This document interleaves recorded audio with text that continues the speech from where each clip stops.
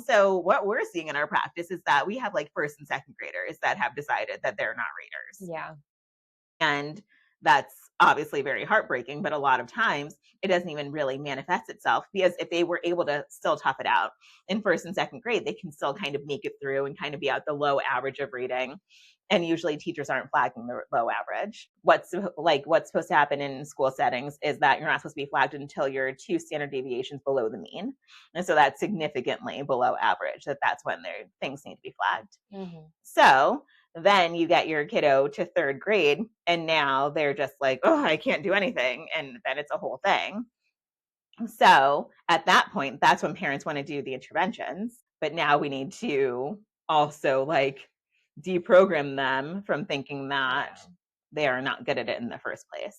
Mm-hmm. And so we want to detect these reading issues, these vision issues very, very early on, so that that's not forming their opinion of reading going forward.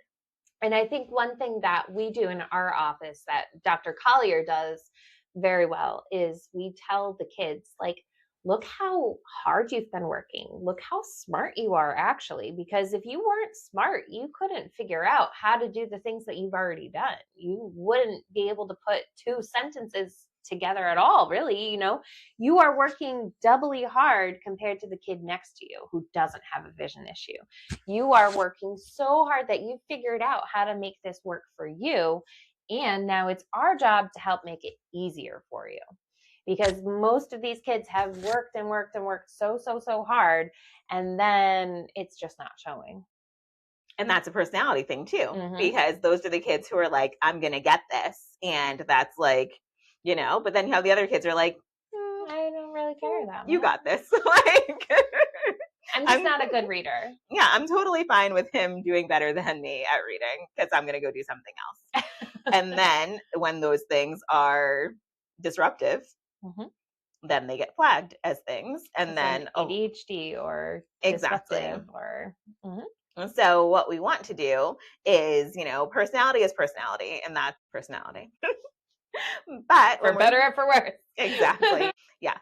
But, we definitely want our kiddos to persevere and things like that. And that's great. And reading is not the only place that you'd be able to teach those sort of skills. And so we might want to teach those skills in areas that are of things that are actually important to them, that matter, for them in particular, not necessarily what matters to us when we're teaching skills like that. But when it comes to reading, if it's already hard and they're not interested in it, trying to teach perseverance can seem more like negative reinforcement. Yeah. And then we know that negative reinforcement doesn't really take things where we'd like them to go.